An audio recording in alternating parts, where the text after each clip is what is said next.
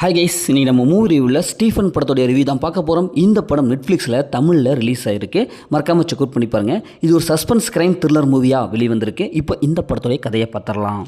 படத்தோடைய hero Stephen 9 கொலை செஞ்சுட்டேன், அந்த பெண்கள் 9 பேர்த்தையும் கொன்னது நான் தான் அப்படின்னு சொல்லிட்டு போலீஸில் சரண்டர் ஆகிறாரு. ஏன்னா இந்த கேஸ் ஒரு 9 மாதம் முன்னாடியே நடந்துகிட்ருக்கு.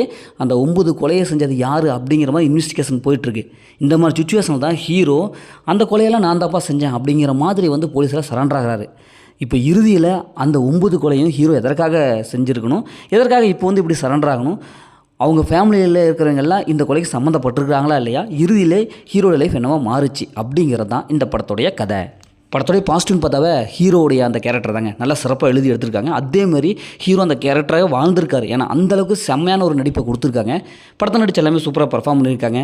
குறிப்பாக அவங்களுடைய ஃபேமிலி அந்த 9 கொலைகள் பண்ணதுக்கான அந்த ஃப்ளாஷ்பேக் இப்படி எல்லாமே நீட்டாகவே இருந்தது. படத்தோடைய அந்த பியூஜியம்லாம் சூப்பராக கொடுத்துருக்காங்க. அது சினிமோட்டோகிராஃபியில் சொல்லவே தேவையில்லை, நல்லாவே ஒரு கலர் டோனோட சூப்பரான ஒரு விஷுவலாக கொடுத்துருக்காங்க. இந்த படத்தில் ஃபஸ்ட் ஹாஃப்லேருந்து கடைசி வரைக்குமே அந்த மேக்கிங் நல்லாவே இருந்தது, நல்லாவே சூப்பராக சொல்லியிருந்தாங்க. சொல்லப்படுகிறத விட ஸ்க்ரீன் பிளே நல்லாவே கொடுத்துருந்தாங்க. ஒரு மாதிரி ஒரு ஆங்கிள் வியூ, அதாவது ஹீரோடைய ஆங்கிளில் அந்த கதையை சொல்லியிருப்பாங்க. கிட்டத்தட்ட ஹீரோ வில்லனா இல்லை கதாநாயகனா, யாரா இவன் இப்படி பண்ணியிருக்கானே அப்படிங்கிற மாதிரி அவருடைய கேரக்டர் ஜட்ஜ்மெண்ட் பண்ணியிருப்பாங்க. அது நல்லாவே வந்திருக்கு. படத்தோடைய மைனஸ்ன்னு பார்த்தாவே கதை தாங்க. என்னை பார்த்து பழக்கப்பட்ட அதே கதை தான். நான் அவன் இல்லை அப்படிங்கிற படத்தில், தமிழ் படத்தில் வந்திருக்கும். அந்த படத்தை ரெஃபர் பண்ணுற மாதிரியே தோணுது. இன்னும் கொஞ்சம் புதுமையான கதையை யோசித்து எடுத்துருக்கலாம். ஆனால் ஸ்க்ரீன் பிளே அந்த பழைய கதை அப்படிங்கிறத தாண்டி நல்லாவே மேக்கிங் நல்லாவே கொடுத்ததுனால இந்த படம் பார்க்குறதுக்கு ஓரளவுக்கு நல்லாவே வந்திருக்கு. படத்தில் கொஞ்சம் அந்த மாதிரி சீன்ஸில் ஓரளவுக்கு வந்து போகுது. அதனால் ஃபேமிலியோட பார்க்கலாமா வேணாமா அப்படிங்கிறத நீங்களே முடிவு பண்ணிக்கிங்க.